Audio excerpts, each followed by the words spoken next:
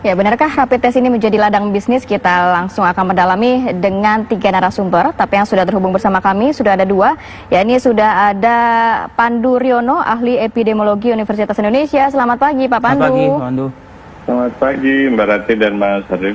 Terima kasih waktunya, Pak Pandu. Kemudian juga ada M. Soleh, penggugat aturan rapid test. Selamat pagi, Mas Soleh. Selamat pagi, Mas Soleh. Ya. Pagi Mbak, pagi Mas Fadil. Saya mau ke Mas Soleh dulu, Mas. Ini sudah melayangkan gugatan ke MA. Sebenarnya apa yang mendasari, poin-poinnya apa saja Anda mendasari gugatan ke MA mengenai kewajiban rapid test untuk para pengguna transportasi umum? Jadi pada tanggal 25 Juni pagi hari kita sudah mendaftarkan gugatan terkait aturan dari surat edaran nomor 7 gugus tugas. Kita menganggap bahwa gugus tugas nggak punya kewenangan ngatur masyarakat. Gugus tugas ini bukan menteri, gugus tugas itu dibentuk oleh Kepres. Jadi dia itu tim ad hoc untuk penyelesaian, bantu dia. Dia sifatnya koordinatif, kan itu loh. Nah tetapi dalam perjalanannya dia ngatur masyarakat. Calon penumpang itu mestinya yang ngatur keputusan menteri, peraturan menteri perhubungan. Nah peraturan menteri perhubungan nomor 18 berubah menjadi nomor 41. Calon penumpang nggak ada kewajiban rapid test, nggak ada kewajiban PCR. Yang diatur pakai masker, physical distancing, jaga jarak, kesehatan, ya atau pakai cuci tangan, masuk bandara tes suhu. Itu peraturan Menteri Perhubungan. Keputusan Menteri Kesehatan tanggal 19 Juni juga begitu. Calon penumpang itu baik darat, udara, laut, yang diatur hanya pakai masker, physical distancing, tes suhu. Tapi menjadi aneh kalau gugus tugas tiba-tiba membuat aturan yang dia melompat, overlapping. Itu pekerjaannya Menteri Perhubungan, pekerjaannya Menteri Kesehatan, tiba-tiba gugus tugas ngatur. Yang anehnya lagi, semua bandara, semua stasiun itu patuhnya bukan sama Menteri Perhubungan, tapi sama gugus tugas.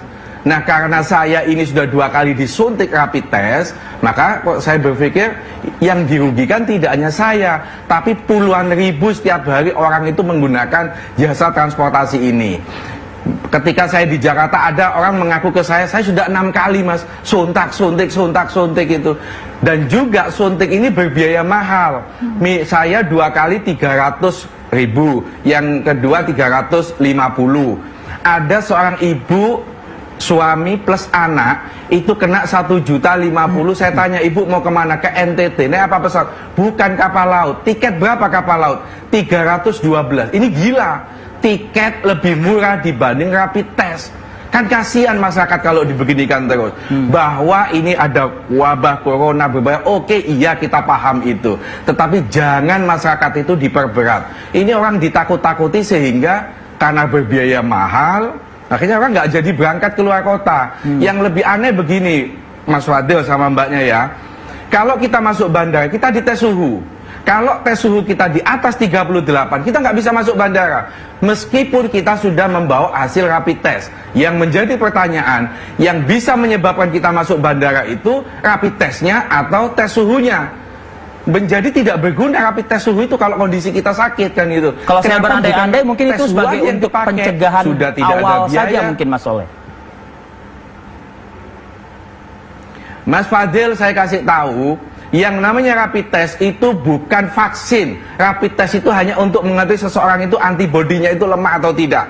Itu rapid test. Nggak ada jaminan hari ini kita rapid test, nanti sore kita berangkat ke Jakarta, di atas pesawat di Jakarta kita tidak terserang corona.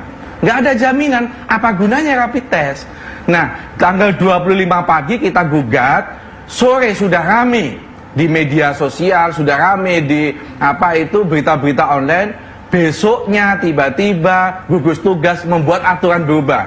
Karena kita gugat itu dari 3 hari jangka waktunya menjadi 14 hari. Nah ini menurut kita butuhnya bukan berubah jangka waktu, tapi ini harus dicabut aturan ini. Karena ini merugikan masyarakat. Banyak keluhan, misalnya orang nggak bisa naik kapal laut, sudah kadung beli tiket, nggak bisa masuk pelabuhan karena nggak punya bukti hasil rapid test. Misalnya lagi ada di pelabuhan Gilimanuk ini banyak keluhan juga.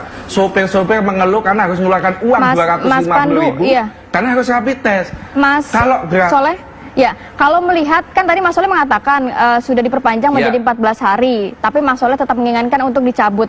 Lantas jaminannya apa kalau penumpang-penumpang ini bebas dari COVID? Kalau tidak ada rapid test, atau tidak gejala, ada surat gitu. bebas, begitu. Sedangkan OTG ini banyak sekali.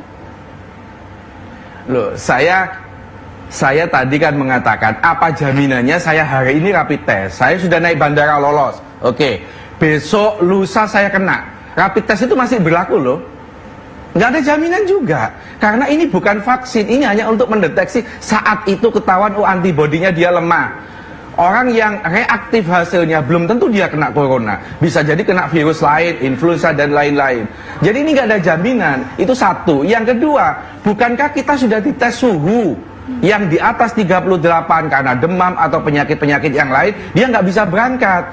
Tes suhu ini menurut saya jauh lebih efektif dan tidak berbiaya, tidak merugikan konsumen. Itu satu. Ya, yang ketiga begini.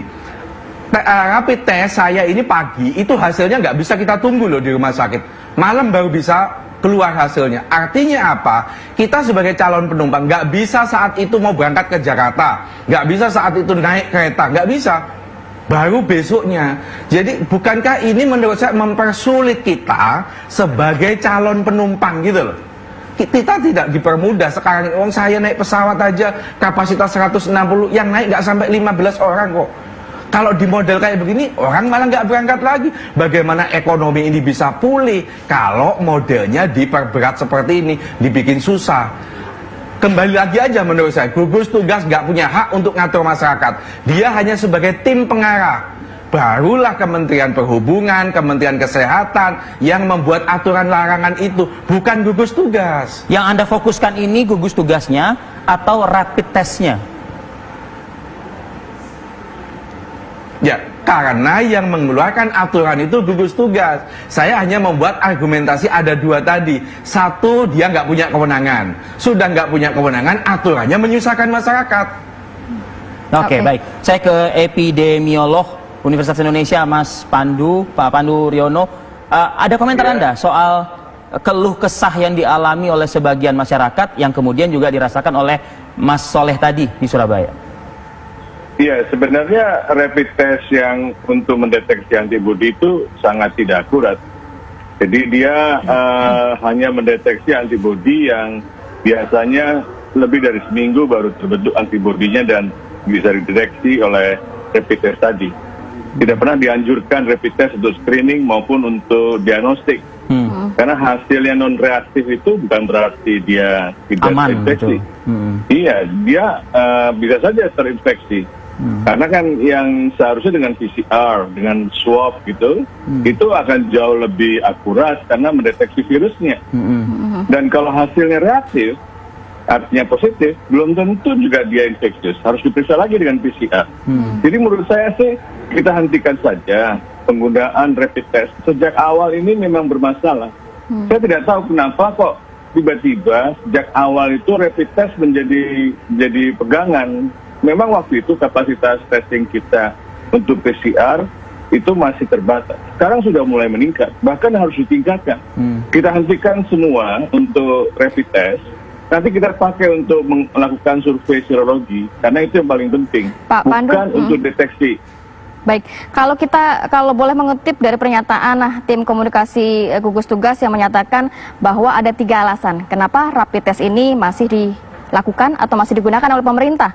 Kabarnya populasi yang sangat besar, kemudian lab yang belum merata di daerah, serta deteksi dini dan penghematan biaya. Mungkin nanti dari Pak Pandu bisa dikasih pencerahan atau apakah memang ada solusi lain selain menggunakan rapid test. Tapi kita tahan dulu Pak Pandu, Mas Soleh. Nanti kita akan kembali juga, akan berbincang juga dengan Mas Dhani Amrul Ihsan saat lagi.